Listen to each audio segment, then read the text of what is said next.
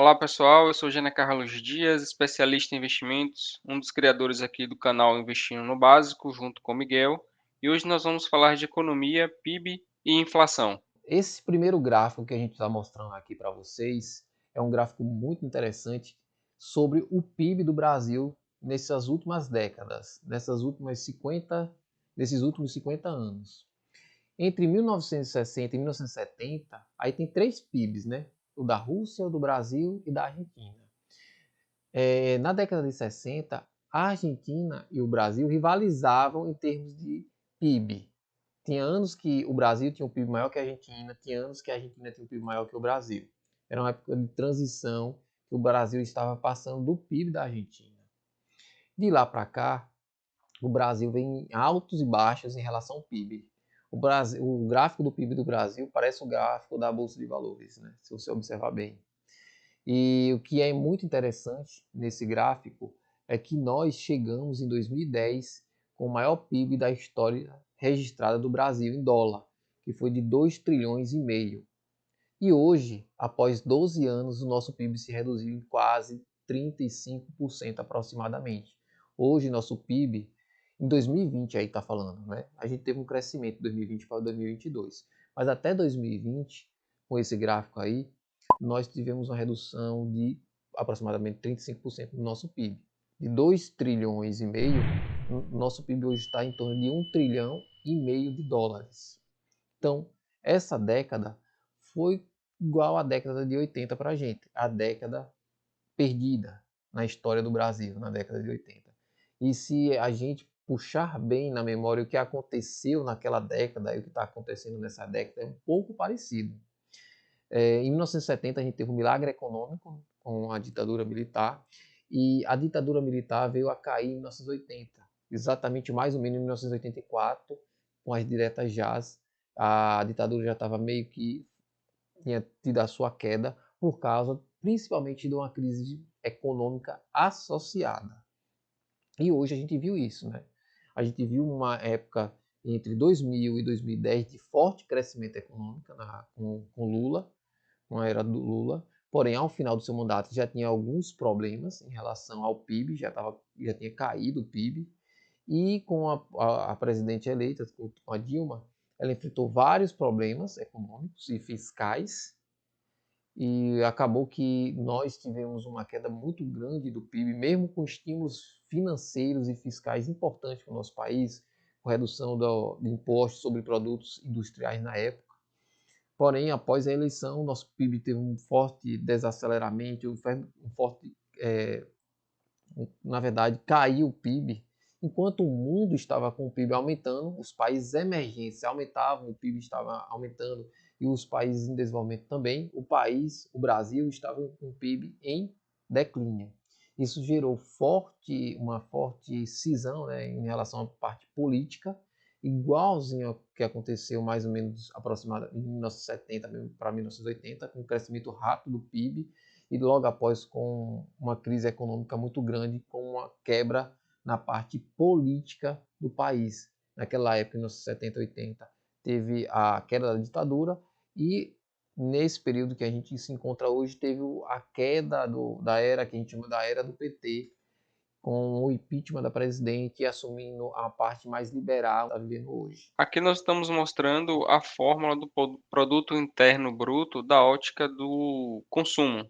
Ele pode ser da ótica do consumo ou da ótica do ponto de vista de serviços. O PIB é o produto interno bruto da sigla. Ele calcula tudo que é produzido no Brasil. Então, quanto mais produção nós temos, mais rico é o país, maior é o PIB desta nação. Então, no Brasil, a fórmula do PIB, ela traz a soma do consumo das famílias, quanto essas famílias estão consumindo ali, os investimentos das empresas, os gastos do governo e a diferença da balança comercial, que é a exportação menos a importação. Um dos gráficos interessantes para a gente falar, trazendo o primeiro gráfico, o declínio do PIB do Brasil, que em 2010 era 2 trilhões e meio e hoje está em torno de 1 trilhão e meio, a gente botou um panorama aí da década de 2010 a 2020. Está desatualizado o finalzinho do período, aí ele falando a reportagem, porque essa reportagem é de 2020, né, de março de 2020. Então, nessa reportagem, ele falava assim que o Brasil deve crescer só 2,2% para a década de 2010 e 2020, só que o Brasil cresceu 0%. E a reportagem trazia uma perspectiva de 2,2%. E o mundo, o PIB do mundo, tinha uma projeção para terminar, que terminou próximo disso, de 30%. Ou seja, desde a década de 1980, o Brasil está descolado do mundo, tanto dos países emergentes como dos países desenvolvidos. Os países desenvolvidos cresceram muito mais do que o Brasil e os países também emergentes cresceram muito mais do que o Brasil.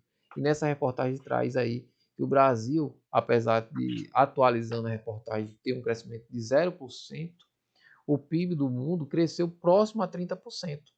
Ou seja, o mundo criou mais riqueza.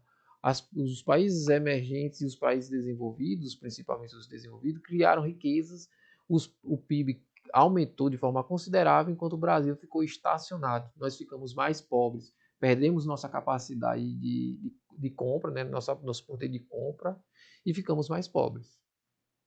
E isso acontece em alguns países da América Latina hoje, em que nós não queremos ficar nessa mesma situação. Uma outra reportagem também que é de 2021, não é desse ano, mas que a gente trouxe aqui, porque a ilustração da reportagem é muito boa, que é o PIB per capita do Brasil por década.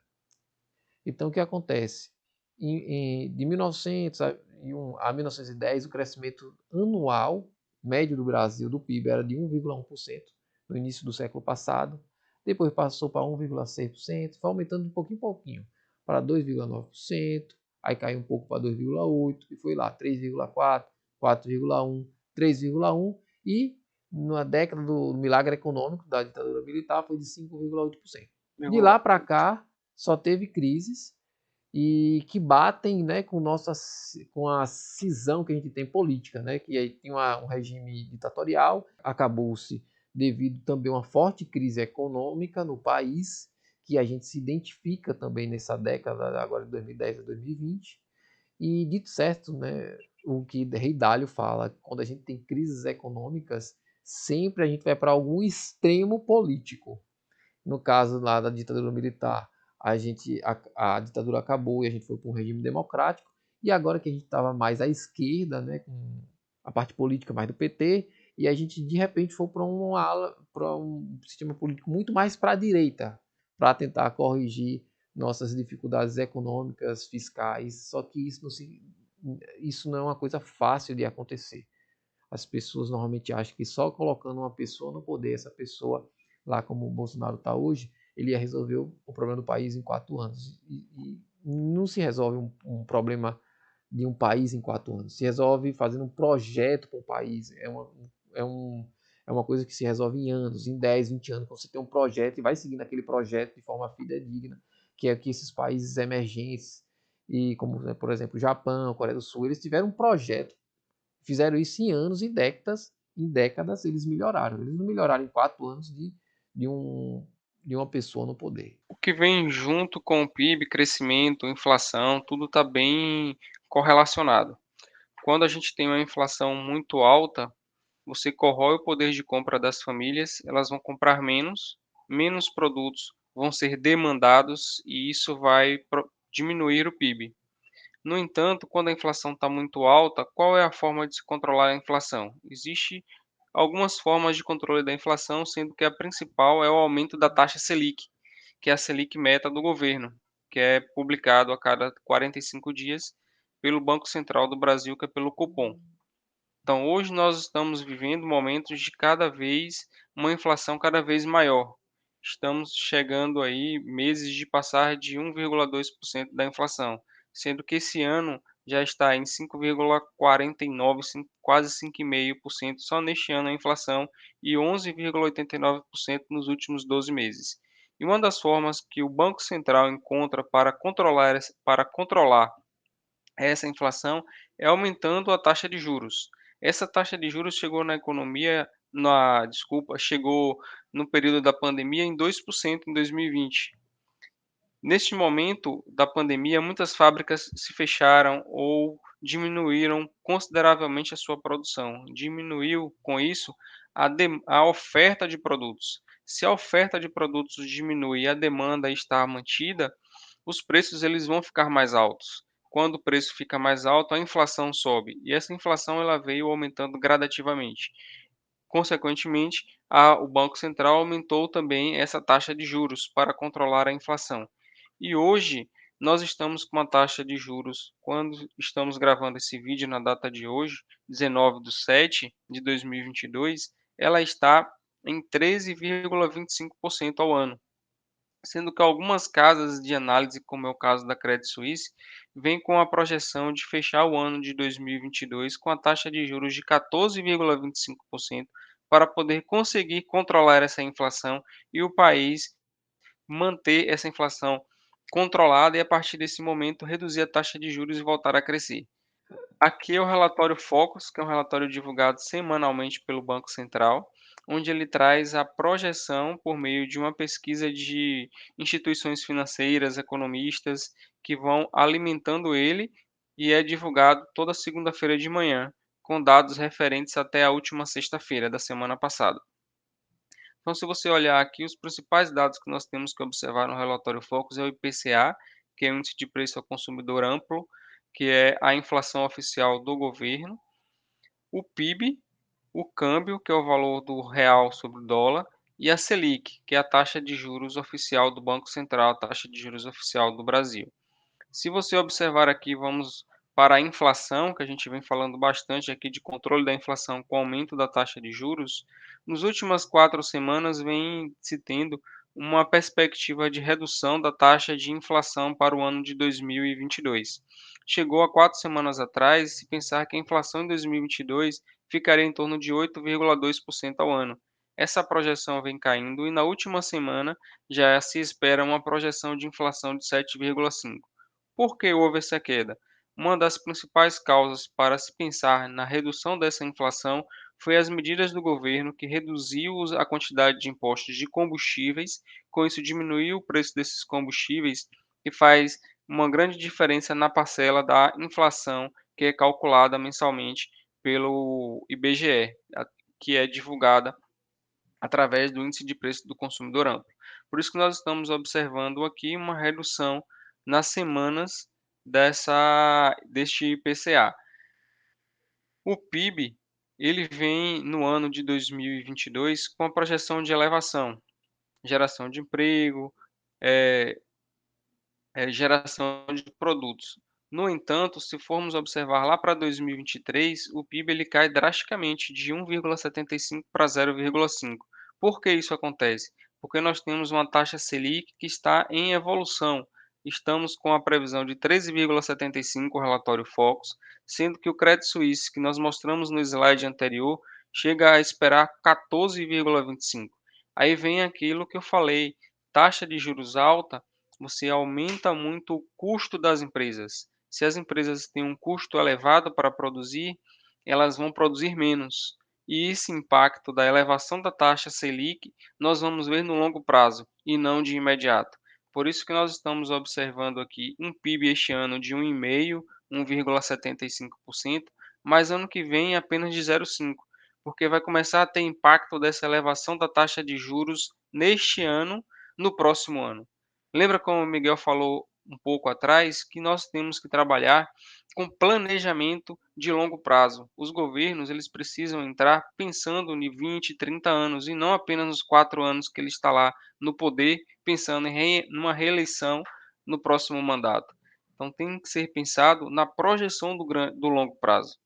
Então esse aqui é um dos motivos que nós temos de uma redução do PIB no ano que vem comparado com este ano.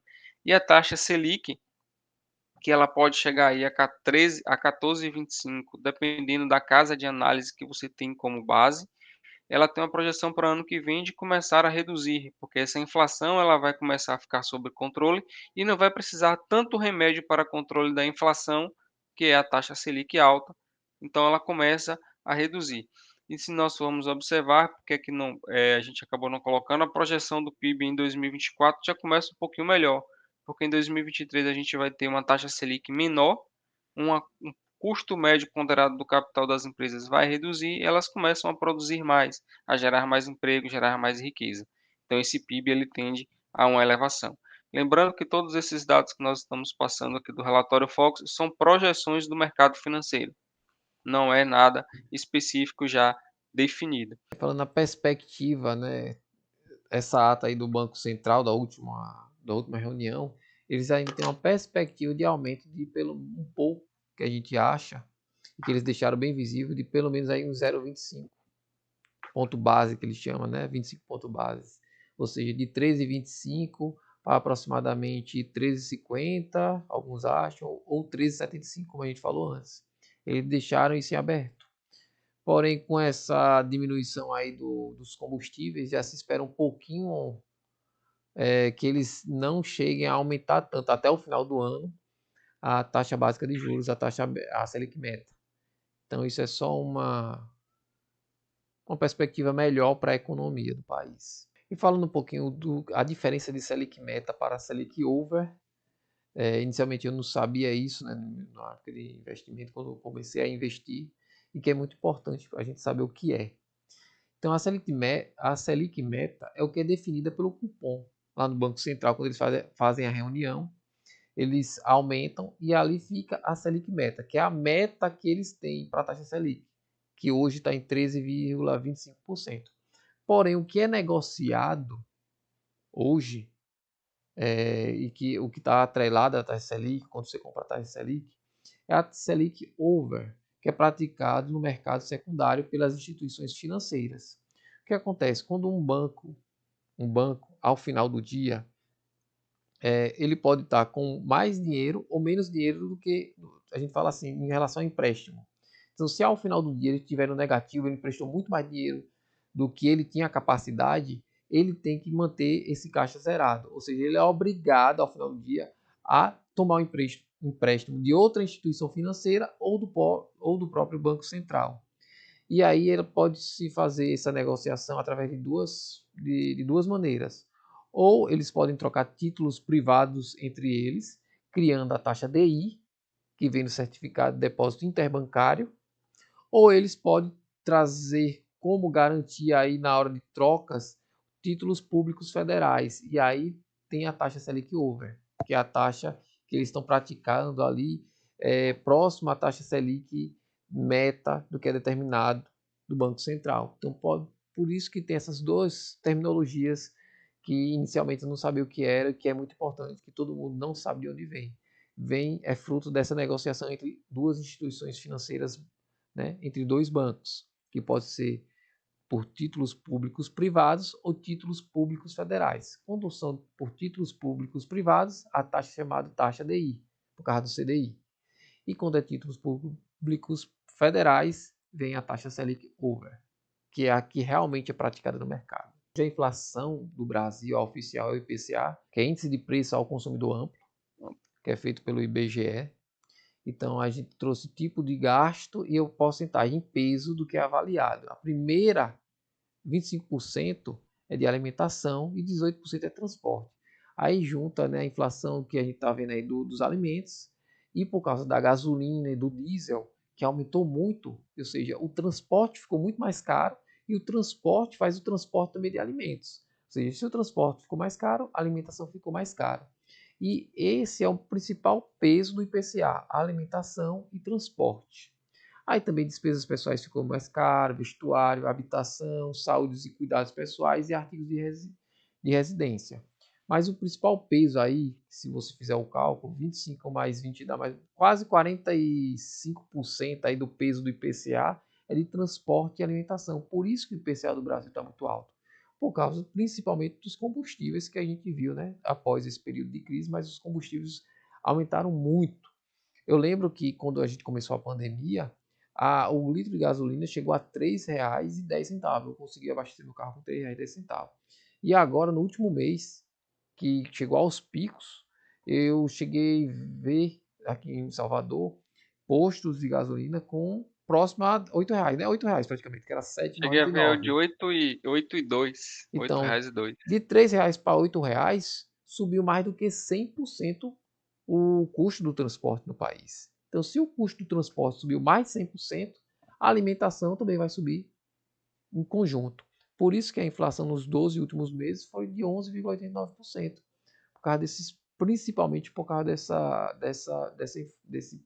dos preços dos combustíveis. Então, aí falando um pouquinho de políticas macroeconômicas, para você entender um pouquinho a situação que a gente enfrenta. Então, com a pandemia, o Brasil e todo mundo fez uma política expansionista, né, que emitiu muito papel moeda, o governo aumentou muito os gastos e reduziu a taxa Selic aqui a 2% ao ano. Então, o governo teve que imprimir muita moeda, teve que fazer muitos programas sociais, teve que ajudar as empresas por causa da pandemia, porque se ele não fizesse isso, o Brasil ia quebrar. Então, isso foi importante. Ele não tinha o que fazer, ele tinha que aumentar os gastos. E ele aumentou. E com isso, aumentou a dívida nominal e a taxa Selic foi para lá para baixo, para 2%, para incentivar o consumo, para as empresas não para as empresas não quebrarem. E aí, como foi o efeito rebote hoje, o que aconteceu? A inflação foi lá para cima, mas foi necessário, não tinha o que fazer, porque a outra situação seria bem pior se a inflação fosse lá para baixo e as empresas quebrassem.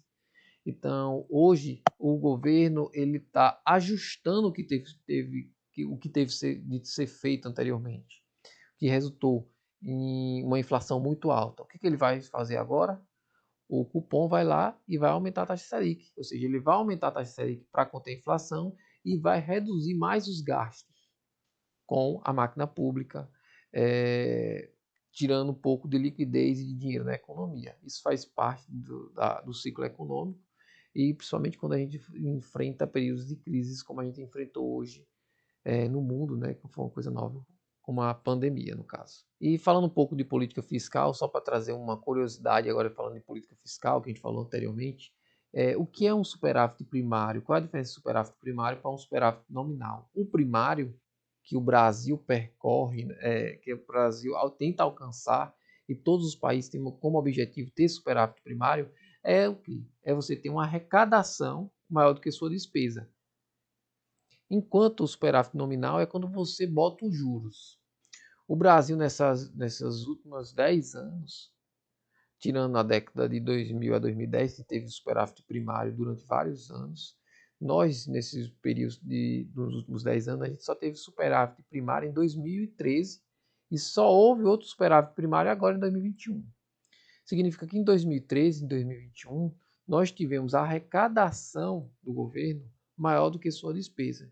Enquanto todos os outros anos o governo gastou mais, teve uma despesa maior do que a sua arrecadação. O que isso significa?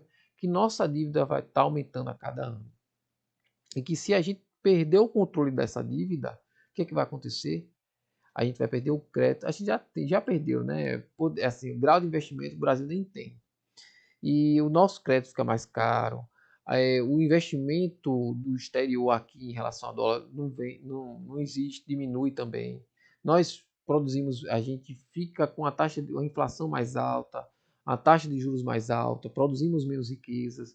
Por quê? Porque a arrecadação do governo é maior do que a sua despesa. Então, a obrigação hoje nossa é ter um governo que tenha uma arrecadação maior que a despesa, pelo menos, que tenha um superávit primário. Porque superávit nominal, o Brasil não tem como ter, porque os juros da dívida é muito alto. Mas pelo menos a gente tem que tentar congelar esses juros. Ou seja, se a gente tiver sempre superávit primário, a gente pelo menos vai deixar essa dívida um pouco parada com o tempo. E com o tempo, como a gente tem a inflação muito alta, essa dívida vai se perdendo valor com o tempo. Isso seria o objetivo do Brasil. Para você ter ideia, a gente teve um custo com os juros da dívida de perto de 500 bilhões nesse último ano, 486 bilhões. Esse é o juros da dívida do Brasil. Então, juros muito altos. E se a gente aumentar mais ainda o principal, os juros é em cima do principal. O juros vai ser sempre maior. Então, o nosso objetivo é manter o principal parado, fixo. E para a gente parar isso, manter ele fixo, a gente tem que ter uma arrecadação maior que a despesa. Ou seja, temos que lutar para ter um superávit primário Superávit primário. sempre, como tivemos em 2021. No Boletim Fox, eu estava olhando ali, eu não vou voltar, né? Mas está mostrando ali que esse ano a gente vai ter superávit primário também. Só que vai ser perto de zero do PIB. Se você observar, em 2021 foi perto, em 2013 foi perto de 2% do PIB e esse ano foi perto de 1%. E esse ano a perspectiva é que seja perto de 0, alguma coisa, que fique estacionado. E o ano que vem que aumenta um pouquinho mais. Isso é uma boa, isso é muito bom para o Brasil, para um ajuste fiscal melhor. Porém, como o Gene Carlos falou, né, com essa política fiscal agora de muito gasto, possa ser que a gente zere ou não tenhamos o superávit primário tão necessário para a saúde financeira do país e para a criação de riqueza do país, né? Que é diminuir o gasto da arrecadação, o gasto do governo. E reduzindo o gasto do governo, ele vai com o tempo reduzir as tributações, reduzir a taxa de juros, a inflação vai ser mais controlada. Isso é bom para todo o país. Mas é muito difícil isso acontecer com o país, com o Brasil, no caso. Se olhar aí de 2013 a 2021, 8 anos, apenas 2 vezes. É, um período de 9 anos, né? Vai fazer 10 anos só 9 duas anos, isso, vezes. Em 2 vezes. 2020 foi terrível, no caso. 2020 foi o pico da pandemia. É, E aqui, falando de economia, nós podemos deixar de falar um pouco de investimentos. E uma das formas aí que a gente sempre bate na tecla aqui de você estar investindo é através do Tesouro Direto. O Tesouro Direto hoje é considerado o risk-free do Brasil. É o título com menor risco que nós temos, porque estamos emprestando dinheiro para o governo. E uma das formas que nós sempre recomendamos é o Tesouro Selic para uma reserva de emergência que se pode resgatar a qualquer momento. O Tesouro Pré-fixado, que é onde você vai colocar o dinheiro lá e determinar qual vai ser a taxa que você vai ganhar por ano até a data do vencimento. E os tesouros IPCAs, que são aqueles que pagam sempre acima da inflação, ou seja, você vai ter um ganho real. Você tem o IPCA mais 6,24% do tesouro para 2026. Comprando esse título hoje, você vai garantir um ganho real de 6,24% até 2026. Você vai ganhar a inflação, que é o IPCA, a gente não sabe quanto é que vai ser nesse período, mais uma taxa pré-fixada de 6,24, ou seja, é um título que nós chamamos de híbrido, onde você tem a parte variável, que nós não sabemos, que é o IPCA, e a parte fixa, que é a taxa pré-fixada. Hoje, essas taxas elas estão pagando um valor bem maior do que há 2 anos atrás, onde a gente chegou a comprar Tesouro IPCA 2035, eu mesmo, que hoje está aqui a 6,25 e 21, de 4,3%. Então, houve uma abertura da taxa de juros, ou seja, ela se distanciou da base, abriu tipo um gap nessa taxa de juros. Isso está mostrando um momento onde você vai ter muito ganho no futuro, porque se começar a controlar a inflação e essa taxa de juros alta tiver benefício para controlar essa inflação, é bem provável que quando chegar daqui 1 ano, 6 meses, você não vai mais encontrar títulos de Tesouro Direto pagando IPCA mais 6,24. Você vai encontrar Tesouro Direto pagando IPCA mais 5, mais 4,5%. Então, hoje é uma das recomendações que você começa a ter aí um ágio na aplicação desses títulos, nesses investimentos para o longo prazo. Então, são taxas bem atrativas na renda fixa hoje, que nós estamos encontrando que não é muito fácil e comum de estar vendo isso. É mas inflação e eleição esse ano no Brasil. A inflação está sendo algo mundial. Se você observar nos Estados Unidos, é uma das maiores inflações inflações dos dos últimos 40. 40 anos. Lá a taxa de juros era zero, já está começando a aumentar. Já se pensaram na semana que vem tem a reunião do Fed lá, que é o Banco Central. E alguns economistas estavam, casas de análise estavam esperando um aumento de 1%. Não se via isso há muito tempo nos Estados Unidos aumentar 1%.